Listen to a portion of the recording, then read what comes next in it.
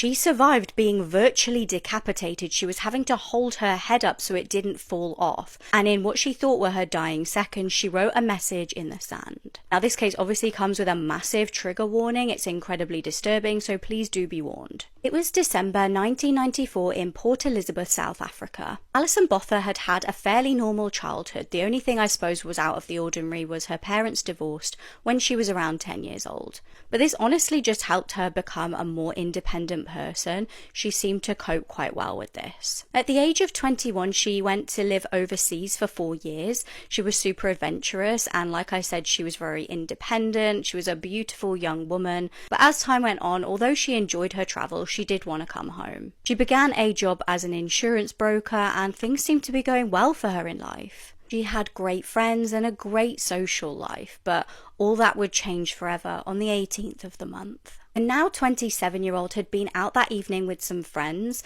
at the beach, taken her friends home, and then gone home herself. But when she arrived back at her apartment, something absolutely horrifying happened. She parked her car and leaned over slightly to get something off the passenger seat. Suddenly, out of nowhere, a man appeared with a knife. He demanded that she moved over to the passenger seat, otherwise he was going to kill her. Terrified, she did as she was told, and the man raced off in the car, and he told her he wasn't actually going to harm her, he just needed to use the car for an hour. Alison sat frozen in fear in the passenger seat of her car, while the man told her that he was going to pick up his friend, and that he was called Clinton. Despite him claiming that he wasn't going to hurt her and just needed the car, deep down Alison did know something horrific was about to happen. She just had this woman's intuition, this gut instinct. After picking up his friend, the two men drove Alison to a secluded location. And I feel like I've seen a bunch of videos recently about true crime and safety and things that we can learn from true crime.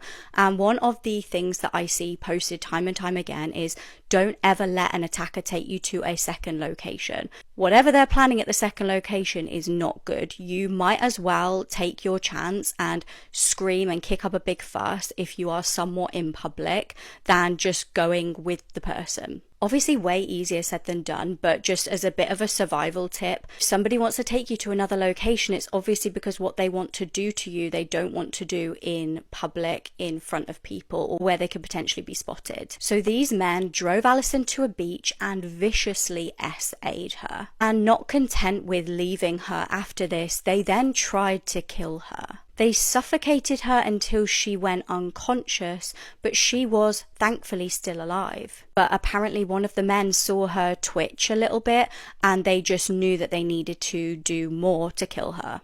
They then stabbed her over 30 times in the abdomen. But again, Alison was such a fighter, she was still alive. The brave woman was hanging on to life just by a thread. They then slashed her throat 16 times. Now, they were pretty sure she was dead by this point. They had no issue with starting to call each other their actual real names. Now, the Clinton name was a lie.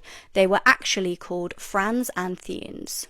And this determined, intelligent woman, even when she literally thought she was about to die, decided to use this to her advantage, to hopefully make her attackers pay for what they'd done. Believing she was about to die, she wrote her attacker's name in the sand that she was laying and bleeding into, and she also wrote, "I love Mum." She actually heard the attackers say, "Do you think she's dead?" And another one replying, "No one can survive that." But she was desperate to survive, and if there was anything that she could do to increase her chances, she was going to take it. She literally dragged herself to a nearby road in the hopes that a passerby would see her and get her help. She was literally trying to hold her head up at this point. Bear in mind, she'd nearly been decapitated. She then ultimately collapsed. But by some miracle, a lovely man called Tian Elerd, I hope I'm saying that right, spotted her and immediately called for help. By this point, poor Alison was having to hold her intestines into her body because they were falling out. She was raced to hospital, and one doctor said that in the 16 years of working at that hospital, he'd never seen such horrific injuries. Thankfully, Alison was able to identify her attackers, and both were found guilty and sentenced to life in prison